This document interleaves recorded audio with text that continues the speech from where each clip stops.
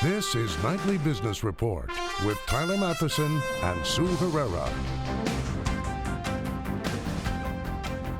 Foreign affairs. Domestic matters dominated the first weeks of the Trump presidency, but in recent days, the markets have turned attention to hotspots and conflict overseas, and today was another day on edge for stocks. An inexplicable valuation. That's how one CEO describes Tesla's $51 billion market cap. The bull and the bear case for the electric automaker. And business behind bars, the story of a man who's doing time and turning a profit. Those stories and more tonight on Nightly Business Report for Wednesday, April 12th. And good evening, everyone. I'm Contessa Brewer, in tonight for Sue Herrera. And welcome, everybody. I'm Tyler Matheson. We begin tonight with news out of Washington, and there is a lot of it. For 10 weeks, President Trump's domestic agenda, from taxes to health care to regulation, dominated the headlines and the market's moves. But during the past 10 days, international affairs have taken center stage, and investors have had to recalibrate in the face of new challenges, such as today's high-stakes face-to-face meeting between Secretary of State Rex Tillerson and Russian President Vladimir Putin in Moscow. Kayla Tausche joins us now from the North Lawn of the White House with the details. Why don't we start there, Kayla, with the meeting in Moscow and the aftermath, what I saw as a fairly disputatious press conference. Yeah, disputatious perhaps, Tyler, despite the fact that both leaders appeared even-keeled. But those stakes had been rising throughout the past few days based on the U.S. firing a few shots across the bow at Russia. First, moving to approve the expansion of NATO further into Russia's backyard. And second, U.S. officials in the last day accusing Russia of attempting to help Syria cover up that chemical attack that occurred last week. Secretary of State Tillerson and his counterpart, Foreign Minister of Russia, Sergei Lavrov, agreed to investigate the source of that chemical attack, but they disagreed on the substance of what should happen going forward in Syria and the future of the Assad regime, leading Secretary Tillerson to characterize relations with Russia currently this way. I expressed the view that the current state of U.S.-Russia relations is at a low point. There is a low level of trust between our two countries. The world's two foremost nuclear powers cannot have this kind of relationship. There was high drama as well as Secretary Tillerson met with Vladimir Putin. We don't know exactly what was discussed in that meeting, but this afternoon, President Trump said it went maybe better than expected, but we'll have to see. And the UN Security Council also refused to pass, they failed to pass a resolution condemning those chemical attacks in Syria. In the meantime, President Trump this afternoon, Kayla, met with the NATO Secretary General. On the campaign trail, Trump said that NATO was obsolete. What happened today? Well, it was a more jocular press conference for the most part today, the first meeting between President Trump and the Secretary General of NATO. They had discussed Syria, Russia, and how to move forward with policy coordinated in Afghanistan. But interestingly, it was the talk about the financial commitments where they provided the most detail. And that was where President Trump had lobbed the sharpest criticism about NATO on the campaign trail. He called it obsolete. He said the U.S. would pull out if other member states didn't pay their fair share. And the Secretary General said, you know what, we turned a corner financially, and actually the contributions rose 3.8% last year. And with a laugh, he thanked President Trump for lighting a fire under a few of those allies. In the time we have left, the president gave an interview to the Wall Street Journal today, comments on interest rates, Fed Chair Yellen, the dollar and Chinese currency manipulation. Give it to us all in a nutshell. What did he say? Well, he said he believes the dollar is too strong. He said, in theory, that sounds good, but in reality, it's bad for exporters. It's bad for businesses, especially when other countries are devaluing their currency. To that end, he said he's not going to be labeling China a currency manipulator, Tyler. That goes directly against something he promised his voters on the campaign trail and even put in his 100-day plan. And on interest rates, he says, I like low interest rate policy. Well, if that's the case, he must like what the bond market is doing right now, because we saw the 10-year hit 2.24%. Bonds are staying low. There's a lot of news to get through today from the White House and beyond. Kayla Tausche in Washington, thank you for helping us do that. And on Wall Street today, stocks closed lower as investors assess the geopolitical landscape. Today, the Dow fell 59 points, NASDAQ down by 30 points, and the S&P 500 fell nearly 9. And as Kayla mentioned, bonds yields lower too. Americans are conflicted over the president's policies and how he's doing in the Oval Office, according to the results of a new survey out today. Steve Leisman explains there's strong support for many of the president's initiatives, but with that support comes a lot of uncertainty. There will be no Niagara Falls or sunny Caribbean beaches for the Trump presidency. The CNBC All-America survey shows he's not getting any honeymoon at all. Just 39% of the 804 Americans polled from around the country approve of the job President Trump is doing. The average president in his first 3 months, going back to Ronald Reagan, enjoyed a balmy 58% approval rating, with at least some support from the other side, not Donald Trump. People who call themselves independents have a very negative viewpoint of the president right now, as do, not incidentally, Democrats. The entire approval that he has is being held aloft solely by members of his own party. He has historically bad ratings with members of the opposite party, and those are dragging his overall numbers way down. Ironically, the survey shows historic economic optimism that's tied to the president. 38% of the public say the economy is good or excellent, a record for the decade-old survey. 40% expect the economy to improve in the next year, close to the record. Of those who think the economy will improve, 67% say it's because of Trump's policies. Not only has economic risen directly after the election, but now it's maintained after the election and into the first quarter of President Trump's term. One problem for the president? The survey suggests his economic agenda polls well until he acts on it. For example, Americans love the president's plan to rebuild the nation's infrastructure and cut individual taxes and renegotiate trade deals, of which he's done little so far. But majorities disapprove of his agenda in places where he's acted: climate change, the immigration ban, and repealing and replacing Obamacare. The question now is whether the president can find greater public support as he moves to implement big parts of his economic agenda like tax reform and that infrastructure spending. None of that promises to be a honeymoon either. For Nightly Business Report, I'm Steve Leisman. To get some thoughts on what can get done in Washington and how, we turn to John Harwood. He sat down with the president's budget director, Mick Mulvaney, to find out where Washington stands on issues all Americans care about, such as health care and tax reform. Washington's still wondering what comes next after the Republican failure on health care. President Trump's budget director, Mick Mulvaney, has a simple answer. The White House is taking charge on tax reform and other top issues. Here's the message across the board from the health care, the fact we've not been able to pass health care yet, which is I think you're going to see the White House take more leadership on the issues, on tax reform, on infrastructure, on funding. You're going to see a much more policy assertive White House going forward. That's going to slow down tax reform, right? Because the House had been preparing to move their bill. Now they're waiting to hear from you. That's going to slow them down. Well, the House can go and do what they want to do. We're going to formulate our own policies. We should not assume that the plan that you put forward is going to resemble the House tax. I think it's too early to say. Because in the beginning of the year, they assumed that you were going to sign on to their bill.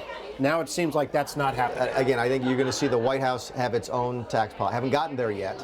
We're working still on those goals and principles, looking at different modules. You can plug in, this rate or this deduction or that deduction, this concept. But at the end of that process, you will have a White House, Donald Trump tax plan that we are going to take down to the Hill and try and sell. Will it be corporate tax reform only, or will it be individual as well? No, you can't. We're going to fix the tax system in this country, and that means corporate, that means pass-through S corporations, that means dealing with deductions, that means individuals, that means everything. We are shooting. It's a go big or go home type of attitude. Of course, the bigger a tax reform bill gets, the harder it is to pass. The Republican goal of completing tax reform by August is already out of the question. But Budget Director Mulvaney offers one concession to make the process easier. He says he doesn't care if tax reform adds to the deficit. For Nightly Business Report, I'm John Harwood in Washington. Still ahead, modern medicine, how Big Pharma is using research from Iceland to uncover cures.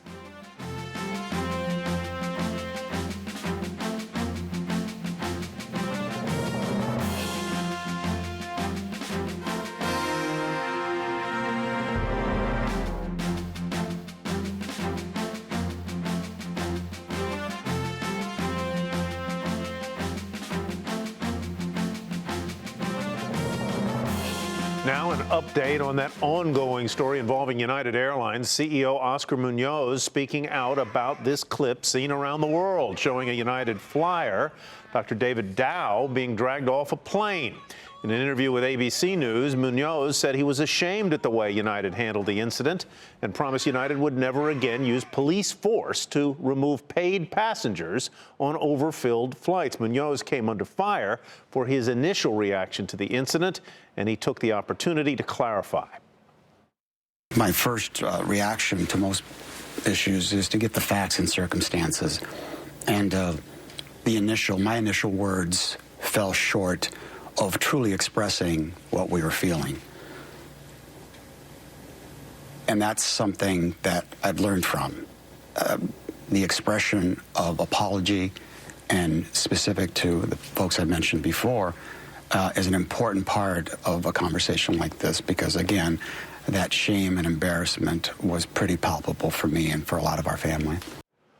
Munoz also said he would not resign despite the explosive backlash that has ensued following the video's release. On top of that, United announcing that all passengers on that flight with Dr. Dow will be compensated for the cost of their ticket. Separately, President Trump weighed in on the incident. In an interview with the Wall Street Journal, the president called the removal horrible and said there shouldn't be a government cap on the amount of incentives airlines can offer passengers to get off a plane. United shares down on the day by 1%. Delta tops profit expectations, and that's where we begin tonight's market focus. The airline did miss analyst estimates for sales, but said passenger unit revenue turned positive last month for the first time since 2015. The company also said it expects that metric to remain positive through this year. Delta shares fell a fraction to $45.05. As part of an arbitration settlement, Blackberry will receive more than $800 million from chipmaker Qualcomm in a dispute over royalty payments. Last year, the two tech companies said they would enter arbitration talks after Blackberry said it was overpaying royalties. Blackberry shares soared nearly 16% to $893. Shares of Qualcomm off 3% at $53.39. Walmart will begin slashing prices on thousands of its products ordered online, but there's a catch. The retail giant said in order for a customer to receive the discount, they must have the items shipped to a Walmart store for pickup. Shares were little changed on the news, ending the day at $73.44. The world's biggest automakers gathered today in New York to show off their latest models, and it was clear from the offerings that car companies have a common demographic in mind. Phil LeBeau reports.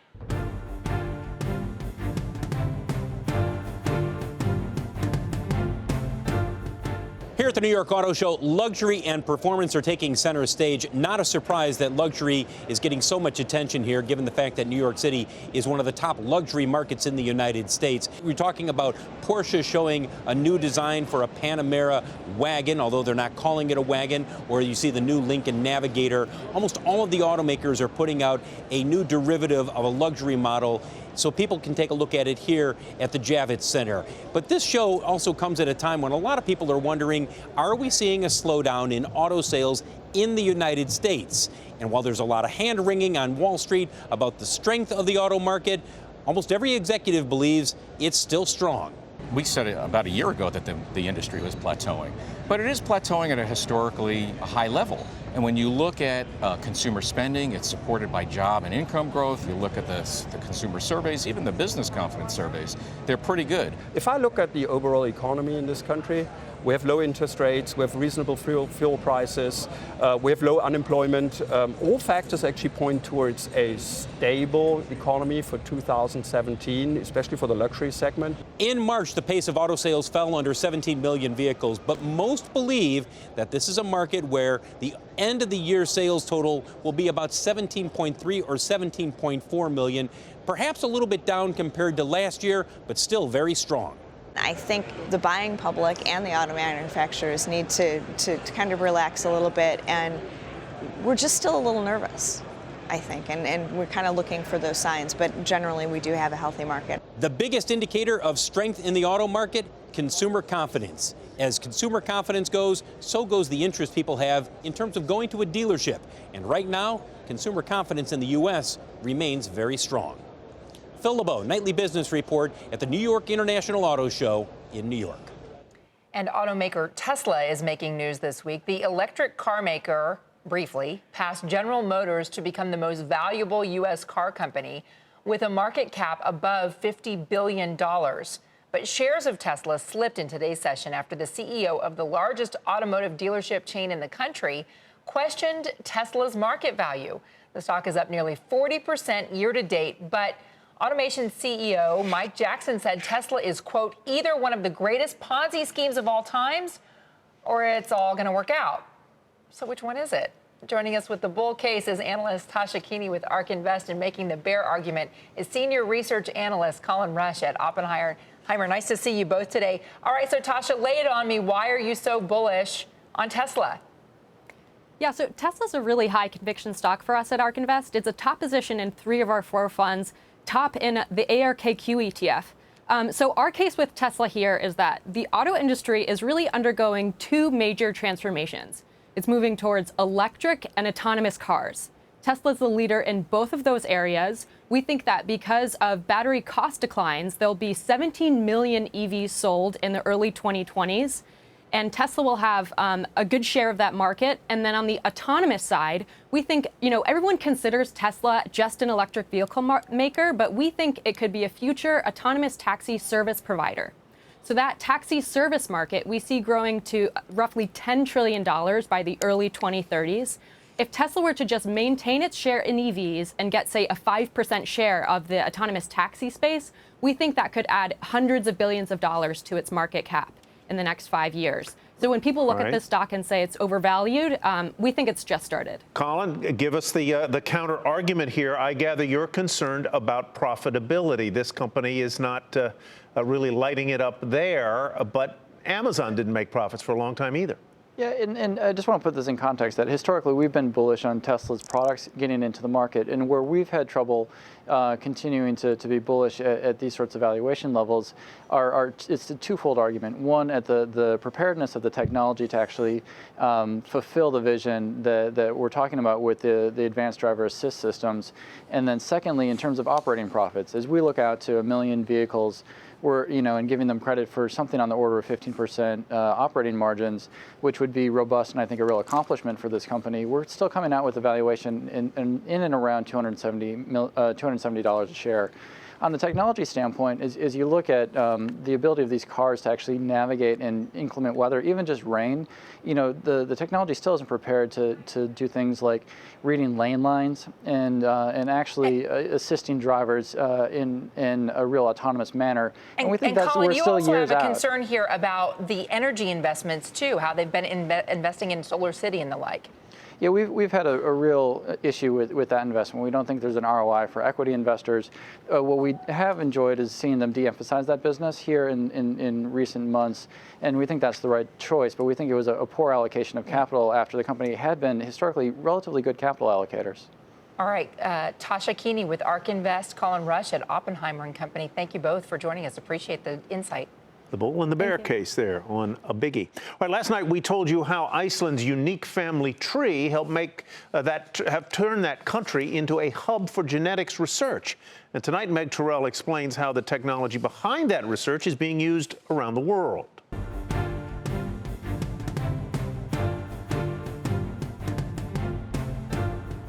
Tourism is up in Iceland, but the Nordic island nation is also becoming known for genetics research, a model now emulated worldwide.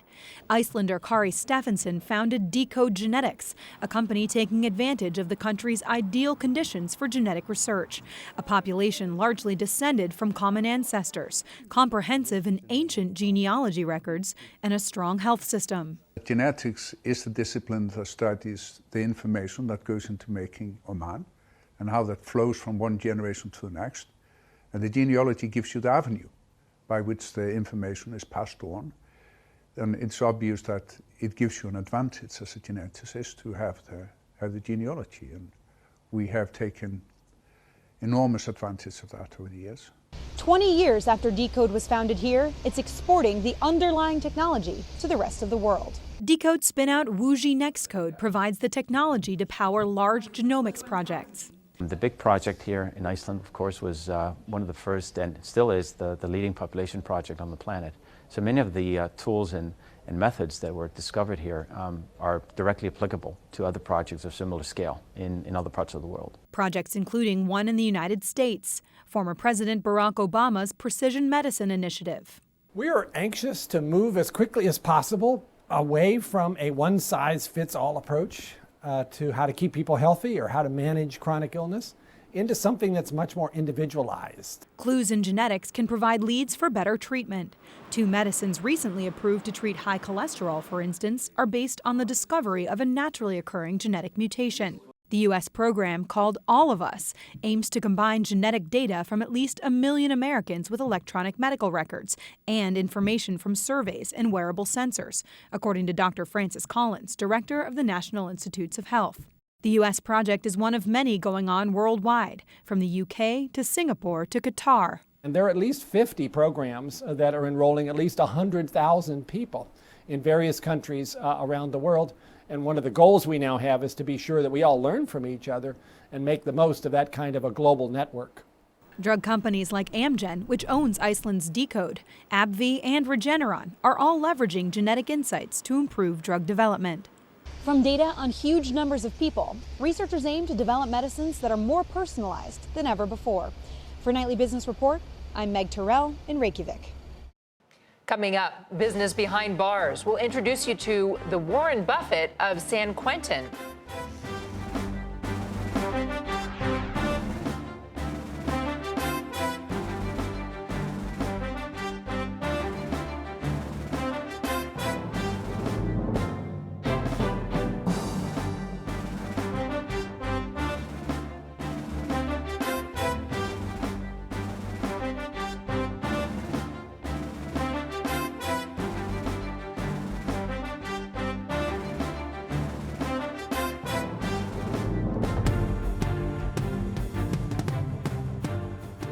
Here's what to watch tomorrow. On the data front, the one to look out for is the Producer Price Index measuring wholesale inflation.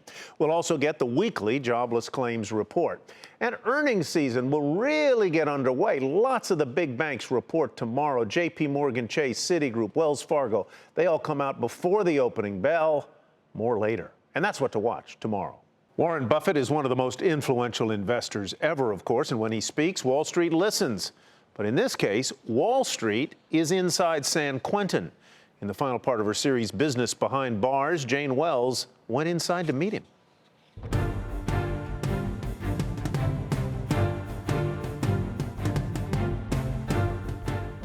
I'm in prison for first-degree robbery, murder, and attempted murder, and I was sentenced to 54 years of life in prison.